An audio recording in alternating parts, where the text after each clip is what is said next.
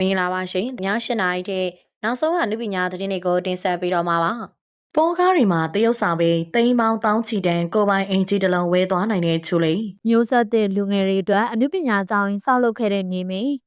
မြင့်မြတ်မလူချင်းနဲ့လူရှင်တော်ဦးသိန်းဆန်ကိုအခုလိုလှူဒန်းလာခဲ့တဲ့ထိုခန့်ကျော်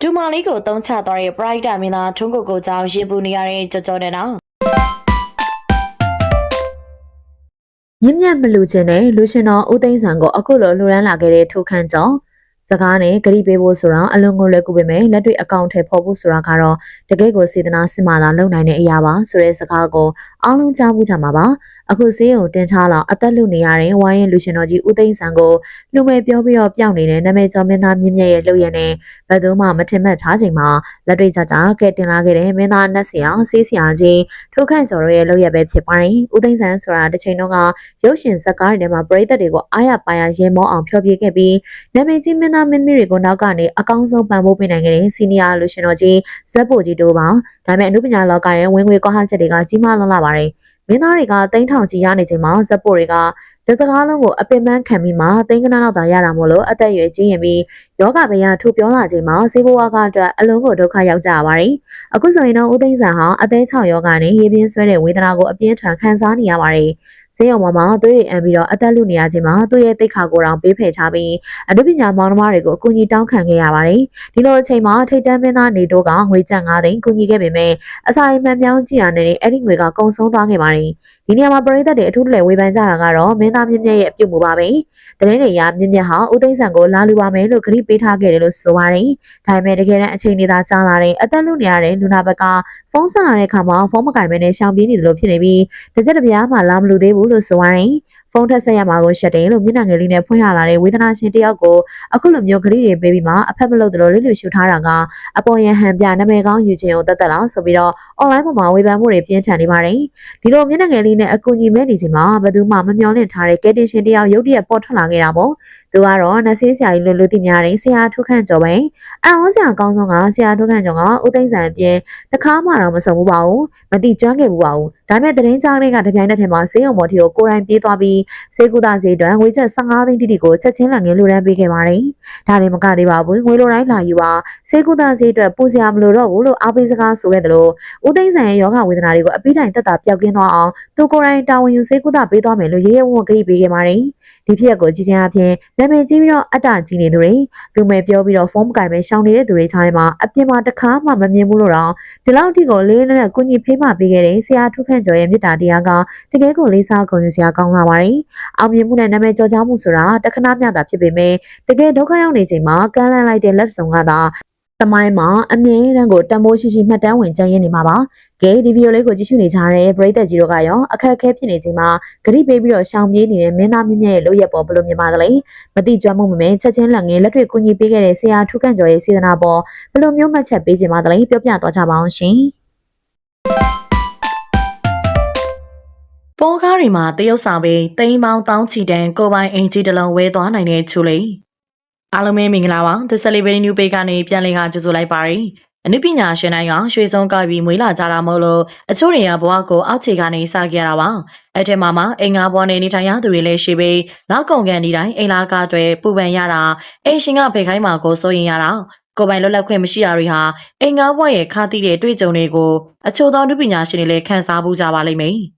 တခိုင်သူချူလေးလေးအဲ့လိုမျိုးခါတိမှုတွေကိုကိုယ်တိုင်ကိုကြားဖြတ်တန်းကြရတဲ့မိန်းကလေးတယောက်ပါတာမယ်နောက်ခံမိသားစုလေးကနေဆင်းသက်လာတဲ့ချူလေးတွေကိုပိုင်အိမ်ဆိုတာအဝေးကြီးမှာရှိနေတဲ့စိတ်ကူးရဲ့အိမ်မက်တစ်ခုဖြစ်ခဲ့ပူပါတယ်ဒါပေမဲ့အဲ့ငါဘွားကိုရှက်စရာလို့မတတ်မှတ်ပဲကိုပိုင်အိမ်လေးတစ်လုံးနဲ့လုံလုံချုံချုံထားပေးမယ်ဆိုရဲကြီးမားတဲ့ရီမဲချက်ကြောင့်အခုဆိုရင်တော့တိမ်မောင်းတောင်းချီတန်အိမ်တစ်လုံးကိုပိုင်ဆိုင်သွားပါပြီအချို့သောမင်းသမီးတွေကနောက်ခံအင်အားတောက်တင်းတဲ့မိသားစုကနေမွေးဖွားလာပေမဲ့လည်းတာမယ်မိသားစုကနေလာတဲ့ချူလေးတွေနောက်ခံထောက်ပံ့မရှိတွန်းတင်ပေးမဲ့သူမရှိပဲကိုယ့်ရဲ့ချင်းကိုစူးစမ်းမှုတသက်နဲ့သာဒီလောကမှာရည်တည်ကြတာပါတရုတ်ဆောင်ပြင်ပွဲဝင်နေဝင်ပြန်ရတဲ့အပြင်ပေးလာတဲ့ကာရီတာတိုင်းကိုအကောင်းဆုံးဖြစ်အောင်ပေးပြီးတရုတ်ဆောင်ရင်နေရာတစ်ခုကိုဖြည်းဖြည်းချင်းတိဆောက်ရတာဖြစ်ပါတယ်ချူလီယာကိုပိုင်အိမ်လေးတစ်လုံးပိုင်ဆိုင်ချင်တာကြောင့်လာကန်လန်းနဲ့ဘေကားကိုမစိုးမငင်းခဲ့ပါဘူးစကားတွေဆက်တိုက်ရိုက်ကိုရဲ့မနိုင်မနှင်းဖြစ်မှာကိုစိတ်မပူပဲဟာတာကားတွေလည်းလက်ခံခဲ့ပါတယ်အချို့သောမင်းသမီးတွေကတော့ရေသွေးကိုထိန်းချင်တာကြောင့်တနစ်မှတကားလောက်သာတရုတ်ဆောင်ပေးမိချူလီကတော့ရီမဲချက်ပြအောင်ဟာတာစကားတွေလည်းတရုတ်ဆောင်ခဲ့ပါတယ်ဟာတာကားတွေရှာရင်းနဲ့ပဲလူချင်းခဲ့တဲ့အိမ်လေးတစ်လုံးကိုပိုင်ဆိုင်ခွင့်ရခဲ့တာပါ မြန်မာဟာသားဇာတ်ကားတွေကိုအချို့တွေကပေါ်ကားလို့သတ်မှတ်ပေမဲ့လည်းချူလေးကတော့ပေါ်ကားလို့မမြင်ပါဘူးပရိသတ်တွေကိုငိုအောင်လုပ်ရတာတဲ့ရှင်အောင်လုပ်ရတာပိုခက်တယ်လို့ယူဆထားကြပြီးရှင်ထဲမှာဘလောက်ပဲတောကတွေရှိနေပါစေပရိသတ်ကိုရီမောပျော်ရှင်အောင်လုပ်ပေးခဲ့ပါတယ်နေပူတဲ့မူရတဲ့ပင်ပပန်းနဲ့ဟာတာကားတွေရှိုင်းရင်းကနေရှာလာတဲ့ချွေးနှဲစာလေးတွေကိုစုဆောင်းပြီးတော့အခုလိုကိုပိုင်အင်းလေးတစ်လုံးပိုင်ဆိုင်လာနိုင်တာပါကျိုးစားပန်းသားရှာဖွေလို့ရှာလာတဲ့ငွေကြေးတွေနဲ့ချူလီယာနိုင်ငံခြားထွက်စိန်ခဏမျိုးတမိုးကြီးကားတွေဝယ်စီးတာမျိုးမလုပ်ခဲ့ပါဘူးပထမဆုံးဦးစားပေးကအဖေဖြစ်တာကြောင့်လွန်ခဲ့တဲ့နှစ်ငယ်တွေကအဖေကိုအိမ်လေးတစ်လုံးဝယ်ပေးခဲ့ပါတယ်ငယ်စဉ်တွေကကိုပိုင်အိမ်မရှိလို့မျက်နှာငယ်ကြရတဲ့ချူလီယာအဖေတွေအိမ်တစ်လုံးဝယ်ပြီးမှသူ့ရဲ့ကိုပိုင်အိမ်ကိုတိစောက်ခဲ့တာပါချူလီယာမြေစည်းတွေကြီးတဲ့မြောက်တကုံမှာမြေဝဲထားခဲ့ပြီးသုံးတက်တိုက်ကြီးကိုတဖြည်းဖြည်းချင်းတိစောက်ခဲ့ပါတယ်အင်းလေးတလုံးပိုင်ဆိုင်သွားပြီဆိုပေမဲ့ချူလေးရဲ့စူးစမ်းမှုတွေကနေရာမှာနေရက်တက်မသွားပါဘူးဘဝကိုအောက်ခြေကနေစတင်ကြရပေမဲ့လည်းချွေးနှဲစာတွေကိုစနစ်တကျစူးစမ်းပြီးတဲ့နောက်မှာတိမ်မောင်းတောင်းချီတန်တဲ့အိမ်ကြီးကိုပါပိုင်ဆိုင်သွားခဲ့တာပါချူလေးဖြစ်ခြင်းတဲ့အိမ်မက်တွေဖြစ်လာပေမဲ့လည်းသူ့ရဲ့မိကတော့ကွင်လွန်သွားတာကြာပြီဖြစ်လို့ဒီလိုအောင်မြင်လာတဲ့အချိန်မှာအမေကအနားမှာမရှိနိုင်တော့ပါဘူးဟာတာကားလေးတွေရှိုင်ပြီးရိုးသားသားစူးစမ်းရင်အဖေတွေအိမ်တလုံးအပြင်ကိုယ်တိုင်နေဖို့အိမ်တလုံးဝင်နိုင်ခဲ့တဲ့ချူလေးကိုအားကျနေပြီလားဆိုတာကွန်မန့်မှာပြောခဲ့ပေးပါအောင်ရှင်အဘိနာစင်ခဲ့ကြတဲ့အတွက်အားလုံးကိုကျေးဇူးတင်ပါတယ်။နောက်နေ့ဒီမှာလည်းခုလိုမျိုးစိတ်ဝင်စားစရာကောင်းတဲ့အကြောင်းအရာတွေနဲ့တူပြန်လာခဲ့ပါအောင်မယ်ရှင်။ဒီနေ့လောက်နဲ့ပဲနှုတ်ဆက်ခဲ့ကြပါမယ်။အဘိနာစင်ခဲ့ကြတဲ့ပရိသတ်တယောက်ချစ်စီတိုင်းကိုစိတ်နှလုံးရှင်လန်းချမ်းမြေ့ကြပါစေရှင်။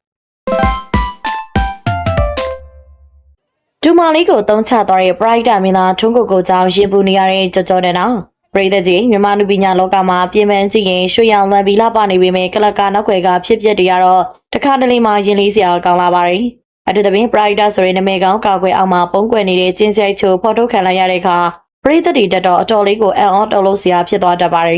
ဒီနေ့မှာတော့ social media တစ်ခုလုံးကိုကြရိုက်သွားစေခဲ့တဲ့လူသိရှင်ကြားပောက်ကွဲပွင့်ချလာတဲ့ဦးလေးဖြစ်သူကြော်ကြော်နန္ဒနဲ့ Brighter မင်းသားထွန်းကိုကိုတရုတ်ဆောင်ကြော်ကြော်အိမ်နာတို့ရဲ့ခြေရိပ်ကပြောစရာဖြစ်နေတာပါအားလုံးမမေ့ကြအောင်ပဲထင်ပါတယ်ပြီးခဲ့တဲ့တကြံကာလာလေးတုန်းကမှမင်းသားထုကိုကိုနဲ့ Miss Grand မြန်မာ2024ပြိုင်ပွဲဝင်အလာမယ်တက်သစ္စာမင်းသမီးချော်လေးကြော်ကြော်အိမ်နာတို့ဟာချစ်သူတွေဖြစ်နေကြပြီဆိုပြီးပရိသတ်တွေကိုတရားဝင်အသိပေးကြေညာခဲ့တာပါထုံကိုဆိုတာစကားပေါင်းများစွာရိုက်ကူးခဲ့သလိုနိုင်ရေးကုညီမှုသိတဲ့တူတဘာဝဘေးရန်ရဲ့ကဲဆယ်ရေးတွေမှာတက်တက်ကြကြပါဝင်လေးရှိလို့ပရိသတ်တွေရဲ့လေးစားချစ်ခင်မှုကိုရရှိထားသူပါဒါပေမဲ့ဒီဆက်ဆံရေးစာတင်တွေကပရိသတ်ချိုအားတက်ကွာဟာမှုကိုတော်လေးထောက်ပြခဲ့ကြပါတယ်အသက်40နီးပါးရှိနေပြီဖြစ်တဲ့ထုကိုကိုနဲ့သမီးအရွယ်ဒူးမရွယ်လောက်သာရှိသေးတဲ့ကြော်ကြော်အိမ်နာတို့ရဲ့တွဲဖက်မှုဟာအစပိုင်းမှာတော့ချစ်စရာကောင်းတရားရှိခဲ့ပေမဲ့အခုခါမှာတော့လုံးဝမထင်မှတ်ထားတဲ့စုံတဲ့ကျုံတွေ့သွားကြရပါပြီဒီလန်ခွဲမှုဟာတာမန်သဘောထားမတိုက်ဆိုင်လို့လန်ခွဲတာမျိုးလုံးဝမဟုတ်ပါဘူးဒီမာလေးတွေရေပူနေရတဲ့ဦးလေးဖြစ်သူTikTok ဆယ်လီကြော်ကြော်နနာကလူမှုကွန်ရက်ပေါ်ကနေမင်းသားထွန်းကိုကိုရဲ့နောက်ွယ်ကအချင်းစရိုက်ဆိုးတွေကိုအကြီးအကျယ်ပေါက်ခွဲပြီးတဲဆော်ဖွင့်ချလာခဲ့တာပါကြော်ကြော်နနာကထုကိုကိုကို Brighter Blue ကောက်ဆွတ်ထားတဲ့မင်းသားလိုပြပြထထန်ကောင်းစင်တက်ခဲ့ပါတယ်ကြော်ကြော်နနာရဲ့ဖွင့်ချချက်တွေအရထုကိုကိုဟာတသစ္စာမင်းသမီးလေးတွေကိုအကြံစီနဲ့ချင်းကပ်ပြီးတုံးချတတ်တယ်လို့ဆိုပါတယ်ငရဲသူတွေကိုသာဦးစားပေးမြူဆွဲတတ်တဲ့ချက်ရှိလို့ချားမင်းကလေးတွေအနေနဲ့လည်းသူ့ကိုတွေ့ရင်ရှောင်ကြဖို့တီလင်းသတိပေးခဲ့ပါတယ်ဒီကနေ့တွေ့တဲ့အခါမှာအနုပညာလုပ်တွေလိုလက်လက်လုပ်ခွင့်မပေးဘဲလူမှုရေးနဲ့မိသားစုကိစ္စတွေမှာပါဝင်ရောက်ဆဲဖက်ချုပ်ချယ်ပြီးတော့မိန်းကလေးရဲ့တလန်းတွေကိုပိတ်ပင်တက်တယ်လို့ဆွဆွဲထားပါတယ်ကလေးမလေးရောအပိုင်းချုပ်ကင်ထားသလိုတစ်ဖက်မှာလည်းတခြားမိန်းကလေးတွေကိုခိုးကြိုက်တဲ့အချင်းရှိရလို့ပေါ်ထုတ်ထားပါတယ်ဒါပြင်တက်40ကျော်နေပေမဲ့ခုထိကိုပိုင်ဆုံးဖြတ်ချက်မရှိတဲ့မမေသားလေးရှားဖြစ်နေတော့မယ်လို့လည်းပြင်းထန်လောင်ပြောင်းထားပါသေးတယ်ဒီလိုလမ်းခွဲလိုက်ရတဲ့ပေါ်ကြော်နနာကဝန်နေနေတာမျိုးလုံးဝမရှိပဲတူတူမှလေးဒီလိုချုံနာအောက်ကနေလွတ်မြောက်ပြီးလွတ်လပ်စွာတောက်ပဝင်ရသွားပြီးမို့အရန်ကိုဝမ်းသာအားရဖြစ်နေပါတယ်ပိုပြီးစိတ်ဝင်စားစရာကောင်းတာကကြော်နနာဟာဒီလိုခြေနေတွေဖြစ်လာမယ်ဆိုတာကိုအစတွေကကြိုသိနေကြတာပါသူ့ရဲ့ကြိုတင်မြင်နိုင်စွမ်းကြောင့်ပဲ Brighter မင်းသားကိုသူ့ရဲ့စကားတစ်ခွန်းတောင်ပြောခွင့်မပေးခဲ့သလိုအတူတူထိုင်ခွင့်တောင်မပေးခဲ့ဘူးလို့ဆိုပါတယ်နောက်ဆုံးအနေနဲ့လေမြည်သည့်ကြောင်ပြချက်နဲ့မှထပ်ပြီးလာမပတ်သက်ဖို့နဲ့လာပတ်သက်ရင်ငါကိုယ်တိုင်မီဒီယာနဲ့တကွာတည်းပြောမယ်ဆိုပြီးထွန်းကိုပြပြတသားအဆုံးစွန်သတိပေးလိုက်ပါတယ်အပြည့်ဘက်မှာ Brighter လုပ်ငန်းအနေနဲ့နာမည်ကောင်းရထားတဲ့မင်းသားထွန်းကိုတရားအခုလိုပြင်းထန်တဲ့ဆွဆွဲဖွင့်ချခံရတဲ့ပေါ်ဘလို့တုတ်ပြန်ရှင်းနေလာမလဲဆိုတာကတော့ပရိသတ်တွေအားလုံးဆက်လက်စောင့်ကြည့်ရမယ့်အနေအထားပါပဲကဲဗီယိုလေးကိုကြည့်ရှုနေကြတဲ့ပရိသတ်ကြီးတို့ရောကိုတူမလေးတွေရှေ့ကနေမမက်ရက်တီပြီးကောက်ွယ်ပေးခဲ့တဲ့ကြော်နနာရဲ့လုပ်ရက်ပေါ်ဘလို့မျိုးသုံးသပ်မိပါသလဲBrighter မင်းသားထုကိုရောဒီလိုဆွဆွဲချက်တွေပေါ်ဘလို့ဖြည့်ရှင်းမယ်လို့ထင်ပါတယ်ရှင်ပရိသတ်ရဲ့မြင်လေးကိုလည်းပြောခဲ့ပေးပါအောင်နော်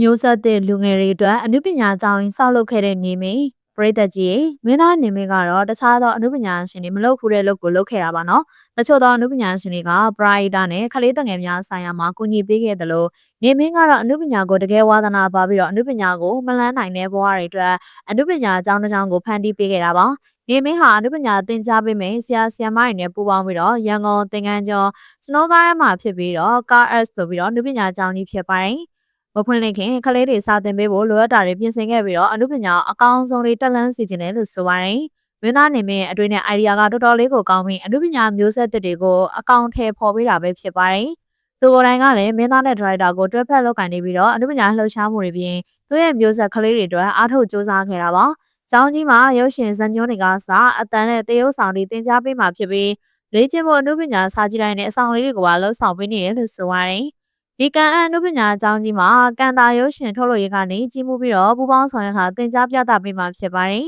။ဒီမင်းကလည်းဒီကျောင်းကြီးမှာဆရာဖြစ်နေတနောက်တနေရာကနေပါဝင်ပြီးတော့အနုပညာရှင်အသစ်တွေကိုပြောထောင်မယ်လို့ဆိုပါတယ်။ကျောင်းကြီးကအထက်လေးတက်ရှိပြီးတော့တစ်ထပ်တိုင်းမှာလည်းသူနဲ့သက်ဆိုင်တဲ့ဘာသာရပ်တွေတင် जा ပေးပြီးတော့စာသင်ခန်းတွေကိုတိစောက်ခဲ့ပြီးကျောင်းသားတွေထိုင်မဲ့ထိုင်ကုန်းကစားအသေးစိတ်ကိုပြင်ဆင်ပေးခဲ့တာပါ။နေမင်းဟာကန်တာယာရုပ်ရှင်ထုတ်လုပ်ရေးကအကိုနဲ့အတူကျောင်းကြီးကိုတိစောက်ခဲ့တာဖြစ်ပြီးတော့သူ့အတွက်ကအနုပညာလှူရှားမှုတွေပြီးရင်ဘာမှမကြံတော့တဲ့အနုပညာနဲ့ပတ်သက်ပြီးအကျိုးပြုတာလှုပ်ဆောင်မှုမရှိဘူးလို့ဆိုပါတယ်။ဒါကြောင့်တကယ်ချင်းဖြစ်သူရဲ့အနုပညာသင်တန်းသေးသေးလေးကနေယခုလိုမျိုးကျောင်းရင်းဖြစ်လာအောင်လုပ်ခဲ့တာဖြစ်ပါတယ်။နေမင်းရဲ့ရည်ရွယ်ချက်ကအနုပညာအလုပ်တွေကိုနားတော့မှဖြစ်ပြီးတော့ဒီတိုင်းနားလိုက်ရင်သူချစ်တဲ့အနုပညာပေါ်မှာတာဝန်မကြီးတာကြောင့်အနုပညာမွေကိုပေးနိုင်ဖို့စဉ်းစားထားတာဖြစ်ပါတယ်။ဒီလိုမျိုးចောင်းဆောင်ဖို့လေတချို့သောလူတွေကဝေဖန်ပြီးတော့ကိုယ်တိုင်ကသာအဖြစ်မရှိတာအကယ်ဒမီရအောင်တော့အားမဆိုင်ဘူးလို့ဆိုပါတယ်။သူပြောတဲ့အကယ်ဒမီဟာနဲ့ကြီးတာကြောင့်အနှစ်လာစူးစမ်းရအောင်မှာကံပါမှပဲရတာပါ။ဒါကြောင့်သူလည်းအားလုံးဖြစ်စေချင်တယ်လို့အကယ်ဒမီလည်းစူးစမ်းနေပါတယ်လို့ဆိုပါတယ်။နေမင်းဟာအနုပညာနဲ့ပတ်သက်ပြီးတော့ဘာမှမသိယူခဲ့တဲ့မင်းသားမဖြစ်လာခဲ့တာပါ။ဒါကြောင့်တခြားအနုပညာရှင်တွေလိုမျိုးအနုပညာအကြောင်းကိုအရင်တက်ချင်ခဲ့တာဖြစ်ပါတယ်။သူလိုပဲအနုပညာပါရမီပါပြီးတက်ခွင့်မရတဲ့အကြောင်းဆိုတော့တခြားသူတွေတို့လည်းစာနာပြီးတော့ဖွင့်လှစ်ခဲ့တာလို့ဆိုရတယ်။တရားတော်အရာမွေးပြီးရင်တည်သွားမှာကလောကကိုရောက်လာတယ်ဒါမှဘာမှမပါသွားရင်လည်းပြန်သွားရရင်တာဝန်မကျေတာကြောင့်ကိုလုံးနိုင်တဲ့ကိုယ်ဆွမ်းလေးနဲ့တခုခုကြံခဲ့တဲ့မှတ်တိုင်လေးဖြစ်အောင်မျိုးဆက်သစ်တွေပေါ်မှာပုံအောလိုက်တာလို့ပြောခဲ့ပါတယ်။ကျောင်းကြီးအတွင်းမှာစတူဒီယိုတွေနဲ့အတန်အသွင်းတဲ့အခန်းတွေကစာပါဝင်ပါတယ်။ကျောင်းသားတွေစာသင်ပြီးတော့လက်တွေ့လှုပ်ဆောင်ဖို့အပြင်မှာသွားစရာမလိုပဲကျောင်းထဲမှာပဲလေ့ကျင့်အောင်လို့အကုန်ပြင်ဆင်ထားခဲ့တာပါ။ကျောင်းကြီးမှာပြပြရောမလုပ်ဘဲနဲ့မိတ်ကပ်လိမ့်တဲ့အခန်းတွေနဲ့တေချာကျနာအောင်ပြင်ဆင်ထားပြီးအပေါ်တက်အောက်ထက်ကိုလည်းအရွယ်တကူတက်ဆင်နိုင်အောင်လို့ဓာတ်လီကအစားပြင်ဆင်ထားတာဖြစ်ပါတယ်ဒီတော့ပရိသတ်ကြီးရဲ့ရုပ်ရှင်မင်းသားနေမင်းဖွင့်လှစ်တော့မယ်ကန်အနုပညာကျောင်းကြီးမှာအနုပညာနဲ့ပတ်သက်ပြီးတော့အကောင်းဆုံးလုပ်နိုင်အောင်သင်ကြားလို့ရအောင်စီစဉ်ထားတာမို့တန်းကျောင်းဖွင့်လှစ်ရင်တော့အနုပညာဝါသနာပါသူတွေအားလုံးကိုဖိတ်ခေါ်ပါရနော်မှတ်ချက်လေးတွေလည်းပြပြခဲ့ကြပါအောင်ရှင်